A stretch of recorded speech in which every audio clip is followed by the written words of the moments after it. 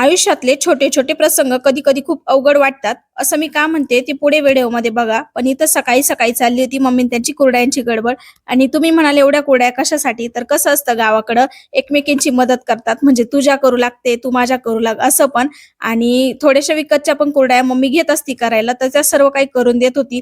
मी काही जास्त मदत केली नाही कारण भाऊ पण होता. नंतर तो गायींचं आवरायला गेला. त्यामुळे थोड्या वेळ मी कुरडया टाकू लागले आणि नंतर इकडं मी स्वयंपाक करायला आले. कारण चुलीवरती मग नंतर ऊन येतं आणि ऊन झालं की स्वयंपाकाचा खूप कंटाळा येतो.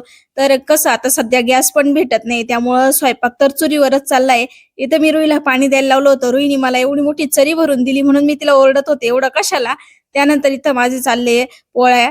तर पोळ्या पण आहे ना मी मोठ्या-मोठ्या करत असते आणि चुलीवर स्वयंपाक करायची एवढी काही सवय नाहीये. पण जी चव चुलीवरच्या स्वयंपाकाची असते ना ती कशातच नसते. तर मी मोठ्या-मोठ्या पोळ्या आणि भाजी करून घेतली. आता भाजी काय केली मी ते तर काही मला आठवत नाहीये, कारण बऱ्याच दिवसाचा गॅप गेला व्हिडिओ एडिट करताना.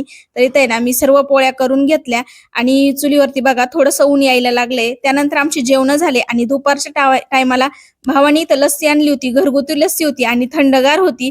त्यामुळे ना आम्ही सर्वांनी मस्त लस्सी पिली. कारण उन्हाळ्यात कसं काहीतरी थंड लागतंच प्यायला. आणि आमचा कॅमेरामन आहे ना बऱ्याच वेळेस माझी रुई असते त्यामुळे शूट घेताना काही प्रॉपर होत नाही. इथं लस्सी पिलं त्यानंतर मी काही शूट घेतलं नाही. दुसऱ्या दिवशी सकाळी मी निघाले माहेरवरून सासरी, तर रांजणगावला निघाले होते मी आणि बसने जायचं होतं. तर बसमध्ये असं झालं की जागाच भेटेना. नंतर इकडून-तिकडून कोळपेवाडीत जागा भेटली.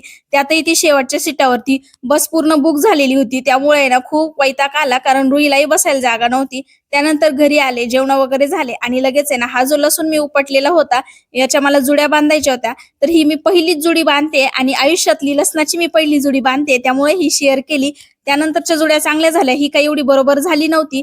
तरी पण तुम्हाला कशी वाटते हे कमेंट करून सांगा. तर ही जुडी मी बांधली आणि ह्या व्हिडिओचा इथेच एंड करते. आवडला तर लाईक करा. बाय.